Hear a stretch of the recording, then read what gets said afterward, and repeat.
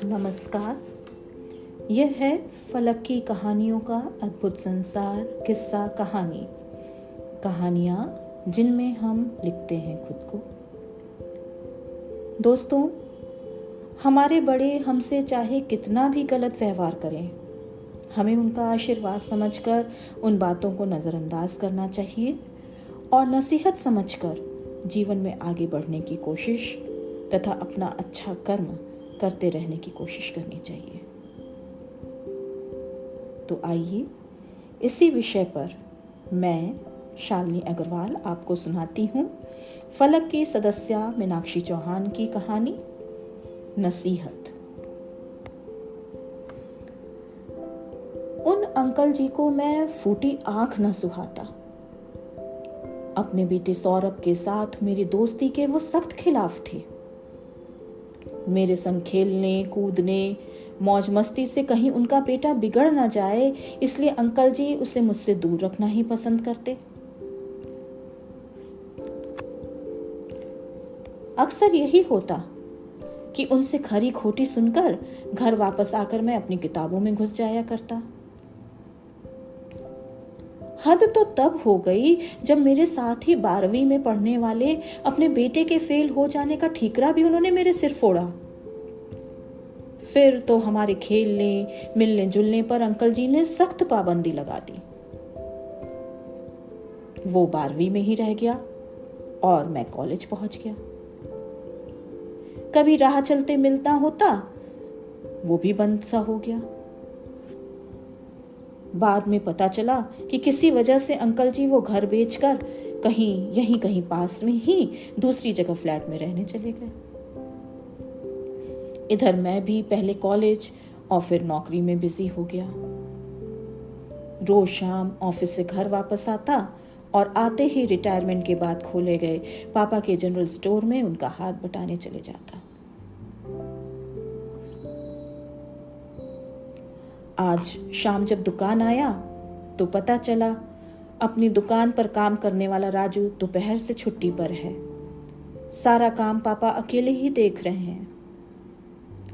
पापा ने मुझे कुछ सामान और 2-3 पर्चियां दी, जिस पर उस सामान को डिलीवर करने वाले अलग अलग जगहों के पते लिखे थे। सारा सामान पापा की स्कूटी पर लादा और चल दिया।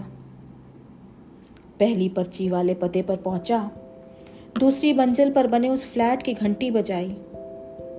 दरवाजा खुला, अंदर से वही अंकल जी निकले।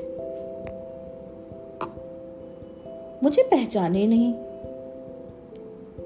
मैंने जब अपना परिचय दिया तो बोले, बेटा बुरा मत मानना, बड़े लोग कभी गलत नहीं कहते। समय रहते अगर मेरा कहा मान लेते, कुछ पढ़ लिख लेते तो यूं दरवाजे दरवाजे न भटकते। पता है, आज सौरभ 50,000 पा रहा है और छोटा वाला 65। मैं कुछ बोलता इससे पहले ही अंदर से कोई बोल पड़ा, सर आप यहां? अरे ध्रुव, तुम सौरभ के छोटे भाई हो। मैंने तुम्हें लास्ट टाइम देखा था तब तुम 10th में पढ़ते थे, राइट ना? Right sir. भौचक्के से अंकल मेरी ओर देखने लगे।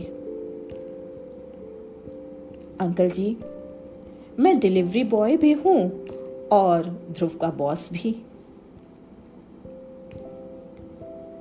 भाई मेरी समझ में कुछ नहीं आ रहा। अंकल जी की हैरानी बढ़ती ही जा रही थी। वो बात यह है, पापा ने रिटायरमेंट के बाद जनरल स्टोर खोल लिया। दिन में ऑफिस जाता हूं और शाम को पापा की दुकान देखता हूं। इतनी बड़ी पोस्ट होने पर भी यह सब करते हुए तुम्हें अजीब नहीं लगता? अजीब क्यों लगेगा? सुबह ऑफिस जाता हूं अपना कर्म करने, शाम को पापा की दुकान पर जाता हूं अपना फर्ज निभाने। बड़े भाग्यवान हैं तुम्हारे पापा जो उन्हें ऐसा बेटा मिला। मैंने तो तुम्हें हमेशा गलत ही समझा बेटा। देखो ना क्या क्या नहीं सुनाया। अरे अंकल जी, उसे सुनाना नहीं, बड़ों की नसीहत कहते हैं। और आपकी नसीहतों ने तो मेरी जिंदगी ही संवार दी। हंसते हुए अंकल जी ने पहली बार मेरे सिर पर हाथ रखकर आशीर्वाद दिया। मैंने भी उनके चरण स्पर्श किए और चल दिया दूसरे पते पर सामान पहुंचाने। ये कहानी बस इतनी सी ही। अभी आप सुन रहे थे मुझसे यानी शालिनी अग्रवाल से फलक की सदस्या मीनाक्षी चौहान जी की कहानी नसीहत। फिर मिलते हैं एक नई कहानी के साथ। यदि आपको यह कहानी पसंद आई हो तो कृपया चैनल को सब्सक्राइब करें, शेयर करें व कमेंट करें।